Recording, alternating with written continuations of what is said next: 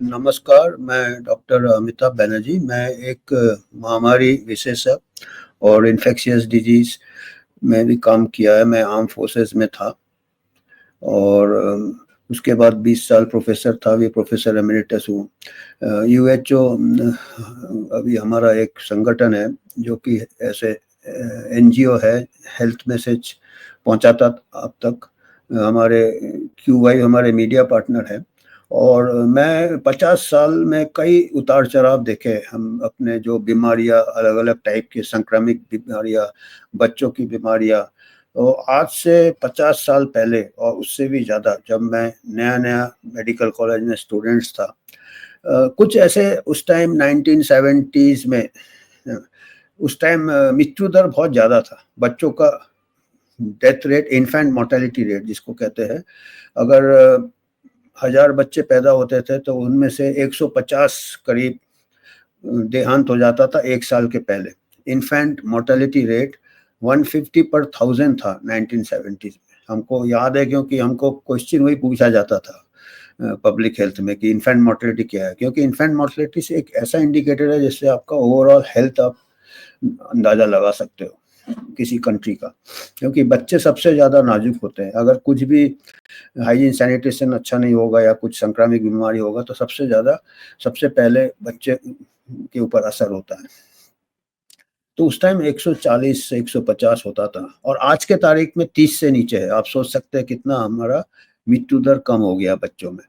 1000 में से 30 वो भी ज़्यादा है क्योंकि जो डेवलप्ड कंट्रीज़ हैं वहाँ पे 5, 6, 10 के नीचे है। और हमारे देश में भी कुछ स्टेट्स है जो काफ़ी हेल्थ स्टेटस अच्छा है, जो केरल वगैरह उसमें भी 10 के नीचे है, 12 है। वो ऑल इंडिया शायद 27 या 28 ऐसा कुछ है, इन्फेंट मोर्टेलिटी रेट, जो कि 140 था हम जब मेडिकल स्टूडेंट थे 1970s में। तो कौन-कौन से बीमारियों से बच्चे का देहांत होता था? कुछ बीमारियाँ बहुत जानलेवा होता था और उनमें से एक बीमारी के बारे में हम बात करेंगे जो कि आजकल देखने नहीं मिलता है। उसका वजह भी क्या हो सकता है? एक बीमारी था जिसको कि हम डिप्थीरिया कहते थे, डिप्थीरिया। ये बच्चों की बीमारी होती थी, संक्रामिक, बड़ों को भी हो सकता है पर बच्चे ज़्यादा नाज़ुक होते थे। ये ओवरक्राउडिंग से, रेस्पिरेटरी से, इसका जो कीटाणु है ये बैक्टीरिया है, कॉर्निबैक्टीरियम डिप्थीरी। ये बैक्टीरिया है, पर इसका जो बीमारी होता है वो बैक्टीरिया एक टॉक्सिन रिलीज़ करता है, टॉक्सिन, ज़हर। टॉक्सिन से क्या करता है, एक प्रकार से चादर बना देता है गले में, टॉन्सिल के ऊपर, कई बार नेज़ल म्यूकोज़ा में। ये आप देखिएगा, ये एक सफ़ेद-सफ़ेद दिख रहा है सेंटर में, ये जीभ निकाला हुआ है, ये गले की तरफ आप देखिएगा, ऐसे व्हाइट थोड़े-थोड़े पैच है। वो एक मेम्ब्रेन बनता है, जिसको कहते हैं सूडो मेम्ब्रेन। ये देखिए ऊपर आपका टंग दबाया हुआ है, एक सफ़ेद आपका मेम्ब्रेन ऊपर बनता है। तो ये कई बार क्या होता है कि ये कई बार काफ़ी सीरियस हो जाता है, क्योंकि ये चादर जो है कई बार आपका जो साँस लेने की नलिया को कवर कर देगा या हो जाएगा, तो साँस की तकलीफ़ होने का बहुत खतरा होता है। और ये गला भी काफ़ी बड़ा हो जाता है, कई बार ये लिम्फ नोड्स, अच्छा कई बार ये इसके अलावा चमड़ी में भी कई बार इन्फेक्ट हो जाते हैं बच्चे, डिप्थीरिया से। ये देखिए ये स्किन का इन्फेक्शन है, ये स्किन में आप देखिएगा सफ़ेद टाइप का ये मेम्ब्रेन टाइप दिख रहा है। तो स्किन लीजन भी हो जाता है। स्किन लीजन तो लोकल होता है, इतना खतरा नहीं है, पर स्किन लीजन से क्या होता है, दूसरे बच्चों को अपना रेस्पिरेशन, अपना नाक, गला में फैल सकता है। तो उससे क्या है, उसको जानलेवा हो सकता है रेस्पिरेटरी फेलियर से। तो ये एक ये भी स्किन लीजन है, इसको स्किन को इन्फेक्ट किया, बीच में गड्ढा है, उसमें शायद मेम्ब्रेन बाद में हो जाए। तो ये डिप्थीरिया का स्किन लीजन है, इससे जो सिक्रीशन से दूसरे बच्चे इन्फेक्ट हो सकते थे। और ये बैक्टीरिया है उसका, जो माइक्रोस्कोप के नीचे दिखता है, पर ये ग्राम पॉजिटिव बैक्टीरिया है। और इससे क्या है कि इससे ज़्यादा असर होता है, इसका टॉक्सिन होता है। ये टॉक्सिन रिलीज़ करता है, उससे वो मेम्ब्रेन वगैरह बनता है और वो मेम्ब्रेन खतरनाक हो सकता है। ये देखिए, ये आपका बैक्टीरिया है और बाएँ तरफ आप देख रहे हैं ये पीले-पीले में जो है ऊपर-नीचे एक ये जो आपका सांस का जो खाने का सांस का जो जाता है ये एक चादर बन जाता है, जिसको अगर आप निकालने की कोशिश करोगे तो ब्लीडिंग होता है। तो इससे कई डेथ्स हो जाते थे। ये देखिए, ये जो राइट साइड में है ये डिप्थीरिया के केसेज है।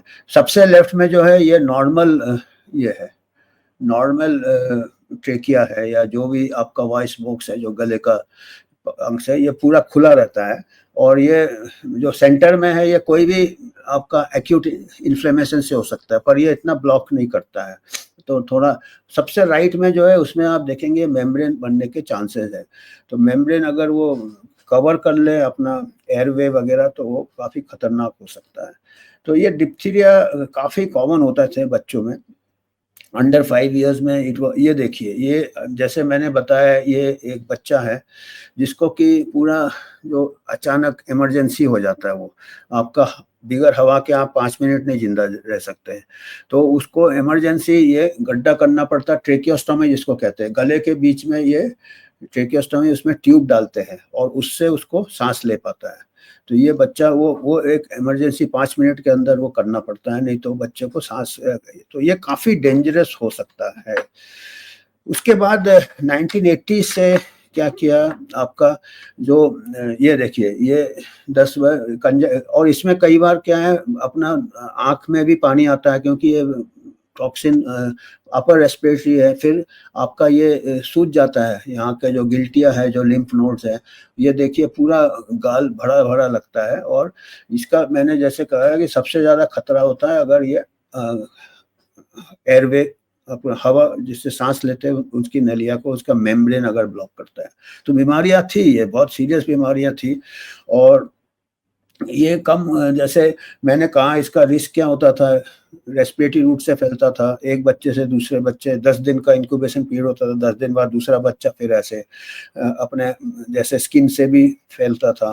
तो कई ऐसे जो डेवलप्ड कंट्रीज थे उनके जैसे स्टैंडर्ड ऑफ लिविंग इंप्रूव हो गए, हाउसिंग अच्छा हो गया, दूर दूर बच्चे रहते थे, ओवर क्राउडेड, तो अपने आप डिप्थीरिया भी कम हो गया। पर कुछ कंट्रीज है जैसे एशिया, अफ्रीका, इवन जो डेवलप्ड कंट्रीज में भी कई पॉकेट्स है जहाँ पे डिप्थीरिया होते थे। तो वहाँ पे 1980s में वैक्सीनेशन चालू हो गया। इसका जो वैक्सीन है अच्छा वैक्सीन है, डिप्थीरिया टॉक्साइड, जैसे टिटेनस का टॉक्साइड है ऐसे। तो आपको जो सबसे पहले 80s में चालू हुआ था आपका program of immunization, extended program, EPI या कुछ एक्सटेंडेड, उसमें आपको डिप्थीरिया का वैक्सीन देते थे, वूपिंग कफ का, पर्टुसिस का और टिटेनस का, डीपीटी। 3 डोज लगते थे 3 महीने, 4 महीने, 5 महीने में। तो उससे क्या डिप्थीरिया कवर हो जाता था, क्योंकि पहले 6 महीने में बच्चा थोड़ा प्रोटेक्टेड रहता है, माता का जो एंटीबॉडी रहता है उससे प्रोटेक्टेड रहता है। तो 3 महीने के बाद से उसको वैक्सीन से कवर करते थे। आजकल तो 6 हफ्ते में चालू कर देते। Diphtheria vaccine, DPT toxoid, DPT diphtheria vaccine देना चालू कर दिया। और उससे क्या होता है, हो गया कि डिप्थीरिया के डेथ्स कम हो गए बच्चों में।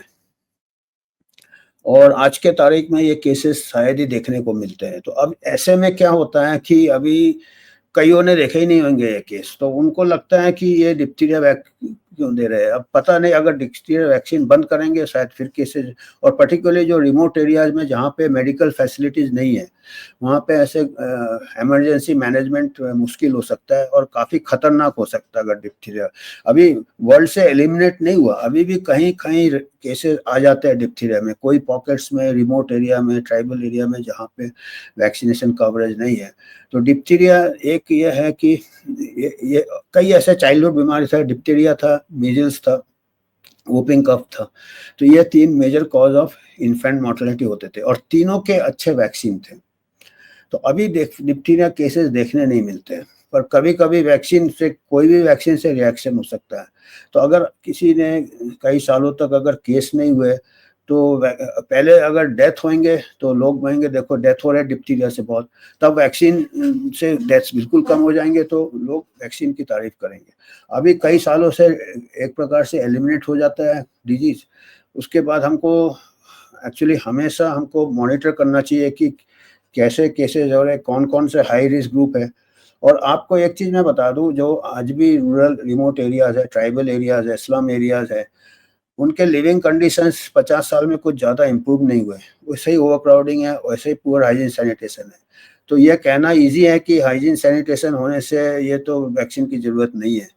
पर अभी उसी कंडीशंस में स्लम में इसमें डिप्थीरिया केसेस नहीं होते। तो वैक्सीन ही रोक के रखा था या रोक के रखा है अभी का हमको पता नहीं, पर तो ये हमको डेवलप जब तक नहीं होते हैं तब तक ये एक ऐसा बीमारी है जिसका कि मोर्टेलिटी रेट भी हाई था, 10, 20, 30% डिपेंड करता था। अगर मेडिकल सर्विसेज नहीं है रिमोट एरिया में तो डेथ रेट ज़्यादा था। और अगर हो जाए डिप्थीरिया, मान लो वैक्सीन नहीं लिया है, तो उसको फिर अर्जेंट ट्रीटमेंट है, एंटीटॉक्सिन देना पड़ता है, डिप्थीरिया एंटीटॉक्सिन, पेनिसिलिन देना पड़ता है वो बैक्टीरिया के लिए। पर बैक्टीरिया से ज़्यादा इंपॉर्टेंट है इमीडिएट टॉक्सिन को न्यूट्रलाइज करना, तो एंटीटॉक्सिन देना पड़ता है, फिर पेनिसिलिन देना पड़ता है to clear the corynebacterium diphtheria.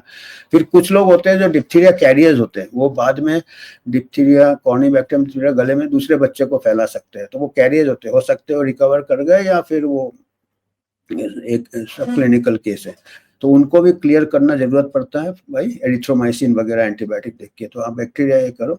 तो ये हम आपको बता रहे हैं कि ये एक प्रकार से major cause of infant mortality था। आज के तारीख में इन्फेंट मोर्टेलिटी कम है।